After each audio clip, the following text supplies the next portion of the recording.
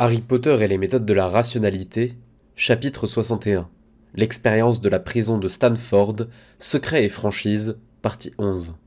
Ils tourbillonnèrent au travers des flammes vertes et virevoltèrent au travers du réseau de cheminées, tandis que le cœur de Minerva battait au rythme d'une horreur qu'elle n'avait pas ressentie depuis 10 ans et 3 mois, jusqu'à ce que les passages situés entre les plis de l'espace aient un soubresaut et les expulsent dans le hall de Gringotts. C'était l'arrivée de la cheminée la plus sûre du chemin de traverse, la connexion la plus difficile à intercepter et la façon la plus rapide de quitter Poudlard sans Phénix. Un employé gobelin se tourna vers eux, ses yeux s'écarquillèrent et il entama un salut respectueux. Détermination, destination, délibération. Et ils furent tous deux dans l'allée située derrière chez Mary, baguette déjà sortie et levée, déjà dos à dos, les paroles d'un sortilège anti-désillusion déjà aux lèvres de Severus. L'allée était vide. Lorsqu'elle se retourna pour regarder Severus, la baguette de ce dernier s'abattait déjà sur sa propre tête, dans un bruit semblable à celui d'un œuf qui se brisait, et ses lèvres prononçaient déjà les mots de l'invisible. Il adopta les couleurs de son environnement et devint un amalgame flou de leur image, puis l'amalgame correspondit parfaitement à ce qui se trouvait derrière lui, et il n'y eut alors plus rien. Elle abaissa sa baguette et fit un pas en avant afin de recevoir sa propre désillusion. Derrière elle, le son immanquable d'un feu qui naissait. Elle pivota et vit Albus, sa longue baguette déjà dans sa main droite, prête, ses yeux étaient sombres derrière les demi-cercles de ses lunettes et Fume Sec sur son épaule avait ouvert ses ailes de feu, prête à l'envol, comme au combat. « Albus, dit-elle, je pensais... » Elle venait de le voir quitter Azkaban et elle pensait que même les phénix ne pouvaient en revenir si facilement. Puis elle comprit. « Elle s'est échappée, dit Albus. Ton Patronus l'a-t-il trouvée ? » Les battements de son cœur s'intensifièrent, l'horreur qui coulait dans ses veines se solidifia. Il a dit qu'il était là, au lavabo. « Espérons qu'il a dit vrai, » dit Albus, puis la baguette frappa sa tête et lui procura la sensation d'une eau s'écoulant sur elle. Un instant plus tard, ils fonçaient tous les quatre, même Fume Sec avait été rendu invisible, même si l'on pouvait voir une lueur flamboyante là où il venait de passer, vers l'entrée du restaurant. Ils s'interrompirent devant la porte pendant que Albus murmurait quelque chose et soudain l'un des clients visibles à travers la vitre se leva, un air absent sur le visage, puis ouvrit la porte comme pour jeter un rapide coup d'œil à l'extérieur à la recherche d'une connaissance, et ils étaient entrés, dépassant les clients insouciants. Minerva savait que Severus gravait leur visage dans sa mémoire, et qu'Albus saurait repérer toute désillusion, en direction du panneau qui indiquait l'emplacement des lavabos. Une vieille porte de bois marquée d'une pancarte s'ouvrit grand et 4 sauveurs invisibles prirent les toilettes d'assaut. La petite pièce était vide et l'évier témoignait d'une utilisation récente, mais aucun signe de Harry. Seulement une feuille de papier laissée sur le couvercle refermé des toilettes. Elle n'arrivait plus à respirer. La feuille de papier s'éleva lorsqu'Albus s'en saisit, et un moment plus tard elle fut projetée vers Minerva. « Que le Choixpeau vous a-t-il dit de dire ?»« H. »« Ah !» dit Minerva sous le coup de la surprise, et son esprit mit un moment à remettre la question dans son contexte, car même si ce n'était pas le genre de choses qu'on oubliait, elle n'avait pas vraiment eu ce genre de choses en tête. Que je suis une jeune impudente et que je devrais déguerpir de sa pelouse. « Hein ?» dit le vide de la voix d'Albus, comme si même lui pouvait être surpris. La tête de Harry Potter apparut alors, suspendue à côté des toilettes, le visage froid et alerte, le Harry trop adulte qu'elle avait parfois vu, ses yeux dardant d'un coin à l'autre de la pièce. « Que se passe ?» commença le garçon. Albus, de nouveau visible, tout comme Fume Sec et McGonagall, s'avança immédiatement et tendit la main gauche, arracha un cheveu de la tête de Harry, produisant un cri surpris chez le garçon, que Minerva accepta dans sa paume. Un instant plus tard, Albus souleva le garçon en majeure partie invisible dans ses bras, il y eut un flash de rouge et or, et Harry Potter fut en sécurité. Minerva fit quelques pas en avant, s'appuya contre le mur proche de là où Albus et Harry s'étaient trouvés et essaya de retrouver son calme. Elle avait perdu quelques habitudes pendant les 10 ans qui s'étaient écoulés depuis le démantèlement de l'ordre du Phénix. À côté, Severus redevint visible dans un chatoiement. Sa main droite extrayait déjà la flasque de ses robes et la gauche se tendait d'un geste quémandeur. Elle lui donna le cheveu de Harry et il le lâcha un instant après dans la flasque de polynectar inachevé qui commença immédiatement à crépiter et à buller à mesure qu'il acquérait le pouvoir qui permettrait à Severus de jouer son rôle d'appât. C'était inattendu, dit lentement le maître des potions. Je me demande pourquoi notre directeur n'a pas récupéré M. Potter plus tôt s'il était prêt à aller jusqu'à tordre le temps. Il n'y aurait rien dû y avoir pour l'empêcher de le faire. De fait, votre patronus aurait dû le rencontrer alors qu'il était déjà en sécurité. Elle n'y avait pas pensé, car autre chose venait de prendre le pas sur toutes ses autres pensées. C'était loin d'être aussi horrible que l'évasion de Bellatrix Black, mais tout de même. « Harry a une cape d'invisibilité ?» dit-elle. Le maître des potions ne répondit pas. Il rétrécissait. Tic, clic, plip, blip, ding, ding, ding. Bien que cela finisse toujours par passer en dessous de son seuil de perception, l'énervement n'en demeurait pas moins. Elle comptait tous les faire taire le jour où elle deviendrait directrice, si elle devenait directrice. Elle se demandait quel directeur de Poudlard avait le premier été suffisamment sans gêne pour créer un appareil qui faisait du bruit afin de le transmettre à ses successeurs. Elle était assise dans le bureau du directeur muni de son propre bureau rapidement métamorphosé, et travaillait sur les 1000 petites tâches de paperasserie nécessaires à ce que Poudlard ne s'arrête pas brusquement de fonctionner. Elle pouvait s'y perdre facilement et cela l'empêchait de penser à autre chose. Comme Albus l'avait un jour fait remarquer d'un ton plutôt narquois, Poudlard semblait mieux fonctionner lorsqu'il y avait une crise extérieure à laquelle elle devait éviter de penser. Il y a 10 ans, c'était la dernière fois qu'Albus avait dit cela. Le carillon indiqua l'approche d'un visiteur. Minerva continua de lire son parchemin. La porte s'ouvrit avec fracas, révélant Severus Rogue, qui s'avança de 3 pas et demanda, sans interrompre son mouvement, « Des nouvelles de Folleuil ?» Albus se levait déjà de sa chaise alors qu'elle mettait ses parchemins de côté et dissipait le bureau. « Le patronus de Maugret m'apporte ses rapports d'Azgaban, dit Albus. Son œil n'a rien vu, et si l'œil de Vance ne voit pas quelque chose, alors cette chose n'existe pas. Et toi ? Personne n'a essayé de me prendre mon sang de force, dit Severus. Il y eut une rapide grimace en guise de sourire. À part le professeur de défense. Quoi ? Dit Minerva. Il a repéré mon imposture avant même que je puisse ouvrir les lèvres et m'a immédiatement attaqué, ce qui était assez raisonnable, tout en exigeant de savoir où se trouvait Monsieur Potter. Une autre grimace sourire. Pour une raison ou une autre, hurler que j'étais Severus Rogue ne sembla pas le rassurer. Je suis persuadé que cet homme me tuerait pour une mornille et rendrait 5 noises de la monnaie. J'ai dû étourdir notre bon professeur Quirrell, ce qui ne fut pas simple, et il a mal réagi au maléfice. Harry Potter, naturellement effrayé, a couru prévenir le patron et le professeur de défense a été transporté à Sainte-Mangouste. Sainte-Mangouste, dit Minerva, où on l'a trouvé dans un état d'épuisement tel que l'on m'a dit qu'il s'était probablement surmené pendant plusieurs semaines avant de s'effondrer. Votre précieux professeur de défense va bien, Minerva. Le sortilège d'étourdissement l'a peut-être aidé en le forçant à prendre quelques jours de repos. Après avoir décliné l'offre d'une cheminée vers Poudlard, je suis retourné au chemin de traverse où j'ai erré, mais personne n'a semblé désireux d'obtenir le sang de Monsieur Potter. Notre professeur de défense est entre de bonnes mains, j'en suis certain, dit Albus. Minerva, des affaires plus importantes requièrent ton attention. Il lui fallut faire un effort considérable pour arracher son attention à ce problème, mais elle se rassit. Severus fit venir une chaise à lui d'un geste et ils commencèrent leurs conseils. Entre ces deux-là, elle avait l'impression d'être un imposteur sous polynectar. La guerre et l'intrigue n'étaient certainement pas de son ressort, il lui fallait faire des efforts pour garder un temps d'avance sur les jumeaux Weasley, et il lui arrivait même parfois d'échouer à cela. En fin de compte, elle n'était assise là que parce qu'elle avait entendu la prophétie. « Nous faisons face, commença le directeur, à un mystère plutôt alarmant. Je ne peux songer qu'à 2 sorciers capables de manigancer cette évasion. » Minerva s'inspira brusquement. « Il y a une chance que ce ne soit pas vous savez qui ?»« J'en ai peur, » dit le directeur. Elle jeta un regard de côté et vit que Severus était aussi perplexe. Peur qu'il ne s'agisse pas du retour du Seigneur des Ténèbres, elle aurait presque tout donné pour que ce soit le cas. « Donc, dit Albus d'une voix grave, notre premier suspect est Voldemort, de nouveau parmi nous, cherchant à se faire revivre. J'ai étudié de nombreux livres que j'aimerais mieux ne pas avoir lus à la recherche de tous les moyens par lesquels il pourrait revenir, et je n'en ai trouvé que 3. Sa voie la plus sûre est la pierre philosophale, dont Flamel m'assure que même Voldemort ne pourrait la créer seul. En suivant cette voie, il reviendrait plus fort et plus terrible que jamais auparavant. Je n'aurais pas cru Voldemort capable de résister à la tentation de la pierre, d'autant plus qu'elle est un piège évident et un défi à son intelligence. Mais sa deuxième option est presque aussi prometteuse. La chair de son serviteur délibérément offerte, le sang de son ennemi pris de force et l'os de son ancêtre involontairement légué. Voldemort est un perfectionniste. Albus jeta un coup d'œil à Severus qui acquiesça d'un hochement de tête. Et il cherchera sûrement la combinaison la plus puissante. La chair de Bellatrix, le sang de Harry Potter et les ossements de son père. Sa dernière possibilité est de séduire une victime et de drainer sa vie sur une longue période, auquel cas il serait faible comparé à son pouvoir d'antan. La raison pour laquelle il a fait disparaître Bellatrix est claire, et s'il la garde en réserve uniquement pour le cas où il ne pourrait pas atteindre la pierre, cela expliquerait pourquoi personne n'a essayé d'enlever Harry aujourd'hui. Minerva jeta un nouveau regard vers Severus et vit qu'il écoutait attentivement, mais qu'il n'était pas surpris.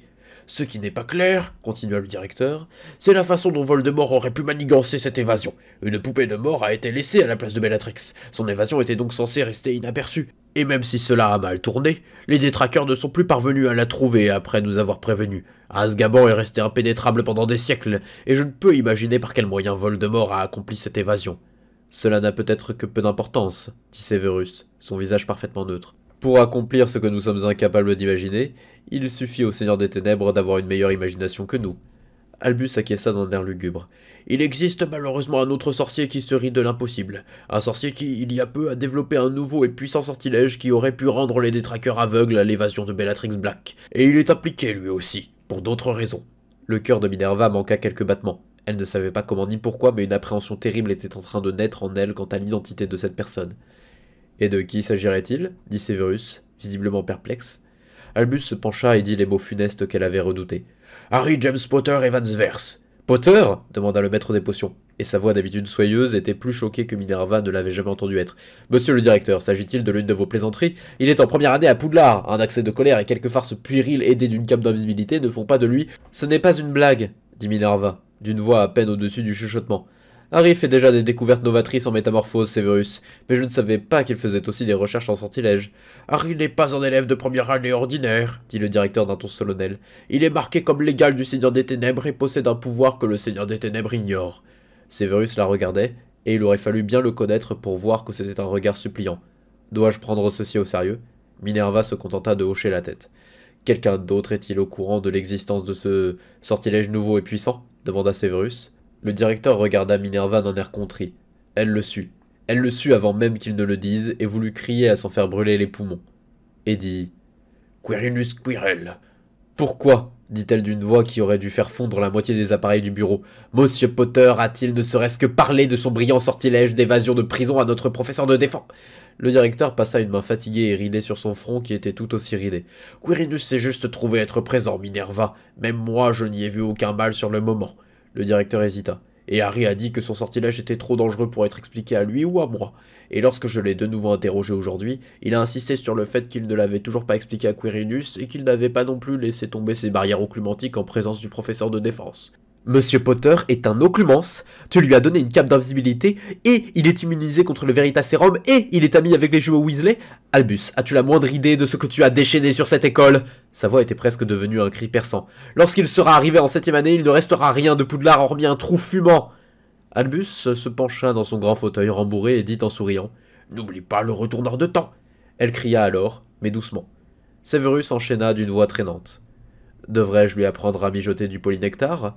Je pose la question par pur souci de complétude, au cas où vous ne soyez pas satisfait par l'ampleur de votre désastre de compagnie. »« Peut-être l'année prochaine, » dit Albus. « Mes très chers amis, la question est de savoir si Harry Potter a fait disparaître Bellatrix Black d'Azkaban, ce qui, même à l'aune de mon jugement tolérant, dépasse les bornes de l'entrain de la jeunesse. » Excusez-moi, monsieur le directeur, dit Severus de l'un des sourires les plus secs qu'elle n'avait jamais vu donner à Albus. Mais je ferai savoir mon opinion. La réponse est non. Cela est purement et simplement l'œuvre du Seigneur des Ténèbres. Alors comment se fait-il, dit Albus, et tout l'humour avait soudain quitté sa voix, que lorsque j'ai essayé de récupérer Harry immédiatement après son arrivée au chemin de traverse, j'ai découvert que cela produirait un paradoxe? Minerva s'enfonça encore plus dans sa chaise, laissa son coude gauche tomber sur le dur accoudoir, fit reposer sa tête sur sa main et ferma les yeux de désespoir. Il y avait un proverbe qui circulait dans des cercles fermés selon lequel seul un aurore sur 30 était qualifié pour enquêter sur des cas impliquant des retourneurs de temps, et parmi cette poignée, la moitié qui n'était pas déjà cinglée le serait bientôt. « Vous soupçonnez donc, dit la voix de Severus, que Potter est allé du chemin de traverse à Azkaban, puis qu'il a ensuite fait une boucle retour jusqu'au chemin de traverse où nous l'avons récupéré. »« Précisément, dit la voix d'Albus. Bien qu'il soit aussi possible que Voldemort ou ses serviteurs aient été présents afin de s'assurer que Harry était bien arrivé au chemin de traverse avant de commencer leur tentative d'évasion d'Azkaban, et qu'ils avaient ensuite quelqu'un disposant d'un retourneur de temps qui transmettrait le message de leur réussite en arrière dans le temps pour déclencher l'enlèvement. C'était de fait mon soupçon quant à cette éventualité qui m'a poussé à vous envoyer avec Minerva, seul, avant que je ne me rende à Azkaban. Je pensais alors que leur évasion échouerait, mais si récupérer Harry impliquait l'observation de leur échec final, je n'aurais pas pu me rendre à Azkaban après avoir interagi avec lui, puisque le futur d'Azkaban ne peut pas entrer en contact avec son passé.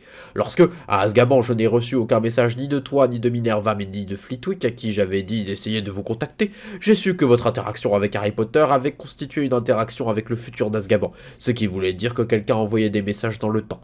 La voix d'Albus s'interrompit. « Mais, monsieur le directeur, dit Severus, vous êtes revenu du futur d'Azkaban et avez interagi avec nous. » La voix du maître des potions resta en suspens. « Mais Severus, si j'avais reçu des messages de toi ou de Minerva disant que Harry était en sécurité, je n'aurais pas en premier lieu remonté le temps pour... »« Monsieur le directeur, je pense que nous devrions dessiner des diagrammes. »« Je suis d'accord, Severus. » Il y eut un bruit de parchemin étendu sur la table, puis de plumes qui grattaient, puis d'autres débats.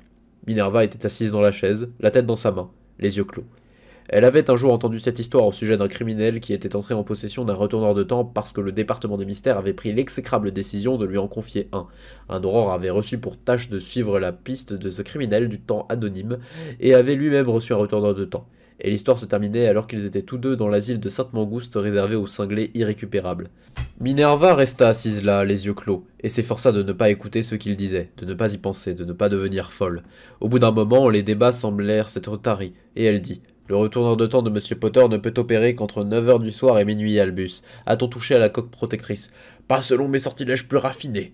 Mais les coques protectrices sont récentes. Se jouer des précautions des langues de plomb et n'en laisser aucune trace n'est peut-être pas impossible. Elle ouvrit les yeux et vit que Severus et le directeur regardaient fixement un parchemin couvert de pattes de mouche entortillées qui l'aurait certainement rendue folle si elle avait essayé de les comprendre. « En êtes-vous arrivé à la moindre conclusion ?» dit-elle. « Et s'il vous plaît, ne me dites pas comment vous y êtes arrivé. » Severus et le directeur se regardèrent l'un l'autre, puis se tournèrent vers elle. « Nous avons conclu, dit le directeur avec le plus grand sérieux, que soit Harry est impliqué, soit il ne l'est pas. Que soit Voldemort a accès à un retourneur de temps, soit il n'y a pas accès, et qu'indépendamment de ce qui a eu lieu dans l'enceinte d'Azkaban, personne ne pourrait s'être rendu au cimetière de Little Angleton pendant la période où Maugrey l'a déjà regardé depuis mon propre passé. » Plus brièvement, dit Severus d'une voix traînante, nous ne savons rien, chère Minerva, même s'il semble au minimum probable qu'un autre retourneur de temps est impliqué dans l'affaire d'une façon ou d'une autre. En ce qui me concerne, je soupçonne Potter d'avoir été soudoyé, trompé ou menacé dans le but de lui faire transporter des messages dans le passé, peut-être même au sujet de cette évasion. Je n'énoncerai pas l'évidence quant à qui pourrait tirer ses ficelles, mais je suggère qu'à 9 heures ce soir, nous voyons si Potter est capable de revenir de 6 heures en arrière, jusqu'à 3 heures de l'après-midi, afin de déterminer s'il n'a pas encore utilisé son retourneur de temps. « Cela semble être sage de toute façon, dit Dumbledore. Assure-toi que cela soit fait, Minerva, et dis à Harry de passer à mon bureau quand cela lui conviendra. » « Mais soupçonnes-tu toujours Harry d'avoir été directement impliqué dans l'évasion elle-même » répondit-elle. « Possible mais peu probable, dit Severus à l'instant même où Albus disait « Oui. » Minerva pinça l'arête de son nez, inspira profondément et elle laissa l'air sortir. « Albus, Severus, quelle raison Monsieur Potter pourrait-il avoir de faire une chose pareille ?»« Je ne peux en concevoir aucune, dit Albus. Mais il demeure que seule la magie de Harry, de tous les moyens que je connaisse, aurait pu... »« Attendez, dit Severus. Son visage s'était vidé de toute expression. Une idée me vient, je dois vérifier. Le maître des potions s'empara d'une pincée de cheminée et traversa la pièce d'un pas vif en direction du feu, vers lequel Albus agita hâtivement sa baguette afin de l'allumer. Et Severus disparut dans un grand éclat de feu vert au son des mots « Serpentard, bureau du directeur ». Elle et Albus se regardèrent et haussèrent les épaules. Puis Albus retourna à son étude de parchemin. Ce n'est que quelques minutes plus tard que Severus surgit hors de la cheminée en époussetant les traces de cendres de ses vêtements. « Bien, dit le maître des potions. De nouveau le visage vide de toute expression. J'ai bien peur que Monsieur Potter ait un motif. Parle, dit Albus. J'ai trouvé Lessat Lestrange en train d'étudier dans la salle commune de Serpentard, dit Severus. Il n'a pas hésité à croiser mon regard et il semble que Monsieur Lestrange n'apprécie pas l'idée que ses parents soient à Azkaban, dans le froid et dans les ténèbres, tandis que les détraqueurs traînent leur vie et les font souffrir chaque seconde de chaque jour. Et il l'a dit à Monsieur Potter en des termes aussi éloquents avant de le supplier de les faire sortir. Car voyez-vous, Monsieur Lestrange a entendu dire que le survivant est capable de tout. Albus et elle échangèrent un regard. Severus, dit Minerva. Même Harry a certainement plus de bon sens que ça. Sa voix resta en suspens. Monsieur Potter pense qu'il est Dieu, dit Severus, le visage parfaitement neutre. Elle laissa Lestrange et tomba à genoux devant lui en le priant de tout son cœur. Minerva regarda Severus. Elle se sentit malade. Elle avait étudié la religion moldue. C'était la raison la plus courante pour laquelle on devait effacer la mémoire des parents des nés moldus. Et elle en savait assez pour comprendre ce que Severus venait de dire. Quoi qu'il en soit, dit le maître des potions, j'ai regardé en Monsieur Lestrange pour savoir s'il était au courant de l'évasion de sa mère. Il n'en a pas entendu parler, mais à l'instant où il l'apprendra, il en conclura que le responsable est Harry Potter. Je vois, dit lentement Albus. Merci Severus, c'est une bonne nouvelle. Une bonne nouvelle éclata Minerva. Albus la regarda d'une expression à présent aussi neutre que celle de Severus, et elle se souvint brusquement qu'Albus aussi savait. « C'est la meilleure raison possible pour laquelle on pourrait vouloir faire sortir Bellatrix d'Azkaban, » dit ce dernier d'une voix basse. « Et si ce n'est pas Harry, rappelons-nous que c'est alors certainement Voldemort lui-même en train de jouer son premier coup. Mais ne jugeons pas hâtivement alors que nous ignorons tant et sommes sur le point d'en apprendre beaucoup. » Il se leva une fois de plus, alla jusqu'à la cheminée qui était alors toujours allumée, et jeta une autre pincée de poudre verte avant de passer sa tête dans les flammes. « Département de la justice magique, dit-il. Bureau du directeur. » Au bout d'un moment, on put distinctement entendre la voix abrupte de Madame Bones. « De quoi s'agit-il, Albus? Je suis plutôt occupé. »« Amélia, dit Albus, je te prie de me faire part de tout ce que tu as découvert sur cette affaire. » Il y eut un moment de silence. « Oh, dit la voix froide de Madame Bones à travers le feu brûlant. Et j'imagine que ce sera réciproque. »« Cela se pourrait, dit Albus d'une voix calme. Si un aurore meurt à cause de tes réticences, vieux fouineur, je t'en tiendrai pour entièrement responsable. »« Je comprends, Amélia, répondit-il. Mais je ne souhaite certainement pas être une source d'incrédulité ou de panique inutile. Bellatrix Black s'est échappée d'Azkaban. Quel genre de panique ou d'incrédulité penses-tu que je vais qualifier d'inutile dans une situation pareille? Je te demanderai peut-être de se souvenir de ces mots, dit le vieux sorcier à travers les flammes vertes, car si j'apprends que mes peurs ne sont pas sans fondement, alors tu les sauras. Et maintenant, Amélia, je t'en prie, si tu as appris quoi que ce soit, dis-le-moi.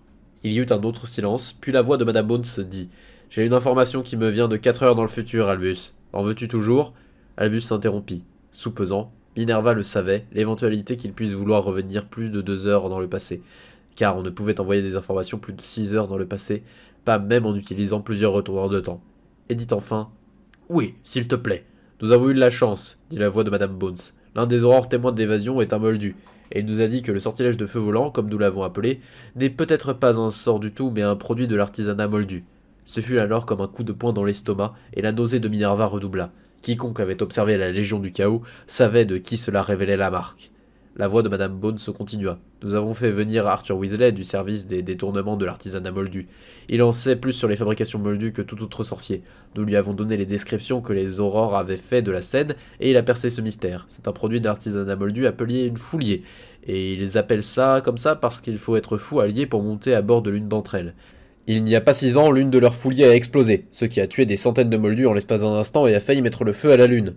Weasley dit que les fouliers utilisent un type de science particulier appelé réaction opposée. Donc le plan est de développer un sort qui empêchera ce type de science de fonctionner, près d'Azkaban. « Merci, Amélia, » dit gravement Albus. « Est-ce tout ?»« Je vais vérifier si nous n'avons rien de 6 heures plus tard, » dit la voix de Madame Bones. On ne me l'aurait probablement pas dit même si c'était le cas, mais je vais ordonner qu'on te le dise. Y a-t-il quelque chose que tu voudrais me dire, Albus? Laquelle des 2 possibilités est la plus probable? Pas encore, Amélia, dit Albus. Mais j'aurai peut-être quelque chose à te dire très bientôt. Il s'écarta alors du feu qui redevint des flammes jaunes ordinaires. Chaque minute de la vie du vieux sorcier, chaque seconde depuis sa naissance, chaque seconde ajoutée par le retour de temps, tout cela et quelques décennies de plus causées par le stress étaient visibles sur son visage ridé. « Severus ?» dit le vieux sorcier. « De quoi s'agissait-il vraiment ?»« Une fusée, » dit le maître des potions au sang mêlé qui avait grandi dans la ville moldue appelée l'impasse du tisseur. Une technologie moldue des plus impressionnantes. Est-il probable que Harry connaisse un tel art? Severus répondit d'une voix traînante. Oh, un garçon tel que Monsieur Potter saura tout sur les fusées, cela est certain, chère Minerva. Il faut vous souvenir que les choses sont différentes dans le monde moldu. Il fronça les sourcils. Mais les fusées sont dangereuses, et chères. Harry a volé et caché une fraction inconnue de l'argent placé dans sa chambre forte à Gringotts, peut-être des milliers de galions, dit le directeur, puis, à ses comparses, « Tel n'était pas mon plan, mais j'ai commis l'erreur d'envoyer le professeur de défense superviser Harry lorsqu'il eut à retirer 5 galions afin d'acheter des cadeaux de Noël. » Il haussa les épaules. « Oui, j'admets que rétrospectivement c'était de la folie. Continuons. » Minerva se cogna doucement la tête plusieurs fois contre l'appui-tête de sa chaise. « Cela dit, monsieur le directeur, dit Severus, ce n'est pas parce que les mange-morts n'ont pas utilisé d'engins moldus pendant la Première Guerre qu'ils ignorent leur existence. Des fusées transformées en armes sont tombées sur l'Angleterre côté moldu pendant la guerre de Grindelwald. Si, comme vous nous l'avez dit, il a passé les étés de cette année dans un orphelinat moldu, alors il connaît lui aussi les fusées moldues. Et s'il a écouté les comptes rendus de l'utilisation que Monsieur Potter fait des engins moldus pendant les simulations de combat, il a certainement appris à utiliser la force de son ennemi et à les améliorer lui-même. Il pense exactement comme ça. Tout pouvoir sur lequel il pose les yeux devient l'objet de son désir. » Le vieux sorcier était immobile, parfaitement figé, même les cheveux et sa barbe s'étaient solidifiés, tels des fils de pierre, et il dévint à Minerva la plus effrayante qu'elle ait jamais eue, que Albus Dumbledore avait été pétrifié par l'horreur. « Severus, dit-il, et sa voix faillit se briser, te rends-tu compte de ce que tu dis? Si Harry Potter et Voldemort combattent au moyen d'armes moldues, le monde ne sera plus qu'un champ de flammes. »« Quoi ?» dit Minerva. Bien sûr, elle avait entendu parler des armes à feu, mais elle n'était pas si dangereuse que ça pour une sorcière expérimentée. Severus parla comme si elle n'avait pas été là. Alors peut-être envoie-t-il délibérément cet avertissement à Harry Potter, disant que toute attaque par une arme moldue provoquera des représailles du même type? Ordonner à Monsieur Potter de cesser d'utiliser la technologie moldue en bataille, cela montrera que le message est reçu et le privera d'une source d'inspiration. Severus fronça les sourcils. Quoique, maintenant que j'y pense, Monsieur Malfoy, et bien sûr Mademoiselle Granger, eh bien, à la réflexion, un interdit général sur la technologie semblerait plus sage. Le vieux sorcier se pressa les mains sur le front et une voix chancelante s'échappa de ses lèvres. « Je commence à espérer que Harry est derrière cette évasion, que Merlin nous protège. Qu'ai-je fait? Qu'ai-je fait? Que va-t-il advenir du monde ?» Severus haussa les épaules. À en croire les rumeurs, les armes moldues ne sont que légèrement pires que les aspects les plus ésotériques de la magie. « Pire !» s'étrangla Minerva, puis elle ferma la bouche comme si on l'y avait forcé. « Pire que tout autre danger en ces temps incertains, » dit Albus. « Mais pas pire que ce qui a fait disparaître Atlantis du temps. » Minerva le regardait fixement et sentait que de la sueur commençait à perler le long de sa colonne vertébrale. Severus continua de s'adresser à Albus. Tous les mange-morts, à part Bellatrix, l'auraient trahi. Tous ses sympathisants se seraient retournés contre lui et tous les pouvoirs du monde auraient convergé afin de le détruire s'il s'était montré imprudent dans son maniement d'une source de puissance dangereuse. La situation actuelle est-elle si différente? Un peu de vie et un peu de couleur étaient revenus sur le visage du vieux sorcier. Peut-être pas. Et quoi qu'il en soit, dit Severus avec un sourire légèrement condescendant, les armes moldues ne sont pas si faciles que ça à obtenir, ni pour 1000 galions, ni pour un millier de galions. Harry ne métamorphose-t-il pas simplement les appareils qu'il utilise en bataille, pensa Minerva, mais avant qu'elle ne puisse ouvrir la bouche pour poser la question, la cheminée cracha des flammes vertes et entre elles apparut le visage de l'assistant de Madame Bones, Pius Sickness. Monsieur le président sorcier, dit-il, j'ai un rapport à vous rendre, transmis. Les yeux de Sickness passèrent sur Minerva et Severus. Il y a 6 minutes. Vous voulez dire 6 heures, dit Albus. Ces deux-là peuvent l'entendre. Donnez-moi votre rapport. Nous savons comment ils ont fait, dit Sickness. Dans la cellule de Bellatrix Black, cachée dans un coin se trouvait une fiole vide, et des tests sur le fluide encore restant ont révélé qu'il s'agissait d'une potion d'animagus. Il y eut un long silence. Je vois, dit Albus avec difficulté. Pardon, dit Minerva. Elle ne comprenait pas. La tête de Sickness se tourna vers elle. Madame McGonagall, les animagus sous forme animale intéressent moins les détraqueurs. Tous les prisonniers sont testés avant leur arrivée à Azkaban, et s'ils sont animagus, alors leur forme animale est détruite. Mais nous n'avions pas envisagé la possibilité que l'un d'eux puisse devenir un animagus après être entré à Azkaban en buvant la potion et en méditant sous la protection d'un Patronus. J'ai cru comprendre, dit Severus, ayant de nouveau adopté son ton hautain habituel, que les méditations d'animagus requéraient un temps considérable. Eh bien, monsieur Rogue, aboya Sickness, nos archives montrent que Bellatrix Black était un animagus avant d'être envoyé à Azkaban, et que sa forme animale soit détruite. Alors, peut-être que sa seconde méditation n'a pas pris autant de temps que la première. Je n'aurais pas cru qu'un prisonnier d'Azkaban soit capable d'une telle chose, dit Albus. Mais Bellatrix Black était une sorcière des plus puissantes avant son incarcération, et si certaines personnes le peuvent, Bellatrix est l'une d'entre elles. Azkaban peut-elle être protégée contre cette méthode? Oui, dit la tête très sûre d'elle de Pius Sickness. Nos experts disent qu'il est quasiment inimaginable qu'une méditation d'animagus puisse être terminée en moins de 3 heures, avec ou sans expérience préalable. Toutes les visites des prisonniers qui y ont droit seront dorénavant limitées à 2 heures, et les détraqueurs nous informeront si un Patronus est maintenu dans l'enceinte de la prison pendant plus longtemps. Albus sembla attristé en entendant cela, mais il hocha la tête. Je vois. Il n'y aura pas d'autres tentatives de la sorte, bien sûr, mais ne relâchez pas votre vigilance. Et lorsqu'Amélia aura entendu tout ceci, dites-lui que j'ai des informations pour elle. La tête de Pius Sickness disparut sans ajouter un mot. Pas d'autres tentatives? Parce que, chère Minerva, dit Severus de sa voix traînante, pas tout à fait débarrassé de son ton hautain usuel, si le Seigneur des Ténèbres avait prévu de libérer un autre de ses serviteurs d'Azkaban, il n'aurait pas laissé derrière lui une fiole révélant comment il a procédé. Severus fronça les sourcils. J'avoue que je ne comprends même pas pourquoi la fiole a été laissée là. C'est une sorte de message, dit lentement Albus, et je ne vois pas ce qu'il signifie. Pas du tout. Il battit des doigts sur son bureau. Pendant une longue minute, ou peut-être 3, le vieux sorcier regarda dans le vide, les sourcils froncés tandis que Severus restait lui aussi assis en silence. Puis Albus secoua la tête en signe de consternation et dit « Severus, comprends-tu ceci ?»« Non, dit le maître des potions, puis avec un sourire sardonique, « ce qui vaut probablement mieux pour nous tous.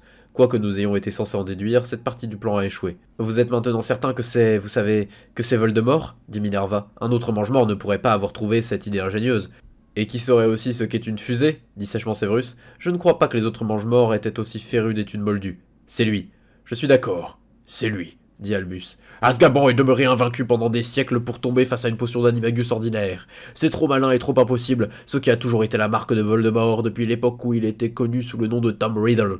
Celui qui voudrait falsifier cette signature devrait être aussi rusé que Voldemort lui-même. Il n'y a personne d'autre dans ce monde qui surestimerait mon intelligence par erreur et me laisserait un message que je ne peux absolument pas comprendre.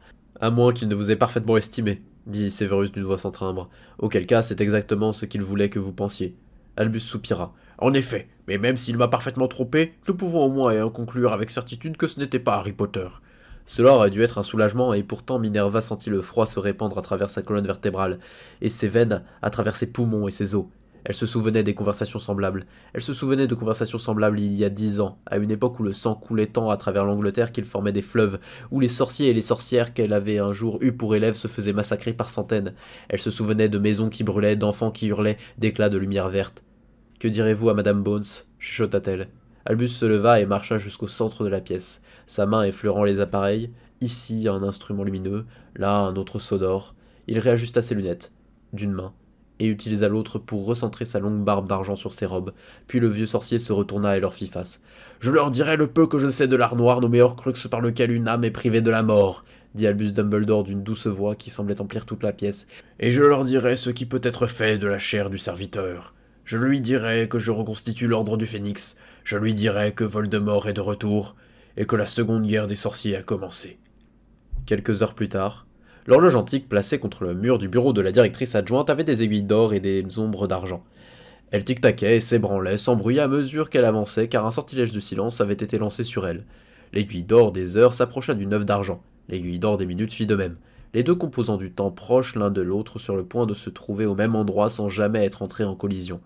Il était 8h43, et le moment approchait où le retourneur de temps de Harry s'ouvrirait afin d'être testé par une méthode qu'aucun sortilège imaginable ne pourrait tromper à moins de savoir passer outre les lois du temps lui-même. Ni corps, ni âme, ni savoir, ni substance ne pouvaient insérer 7 heures supplémentaires dans une journée. Elle inventerait un message sur le champ et dirait à Harry d'apporter ce message au professeur Flitwick 6 heures plus tôt, à 3 heures de l'après-midi. Et elle demanderait au professeur s'il l'avait reçu à 7 heures. Et le professeur Flitwick lui dirait qu'il l'avait bien reçu à 3 heures, et elle dirait à Severus et à Albus de faire un peu plus confiance à Harry la prochaine fois. Le professeur McGonagall invoqua son patronus et dit à son chat étincelant « Va voir Monsieur Potter et dis-lui ceci. Monsieur Potter, veuillez vous rendre dans mon bureau dès que vous entendez ceci, sans rien faire d'autre en chemin. »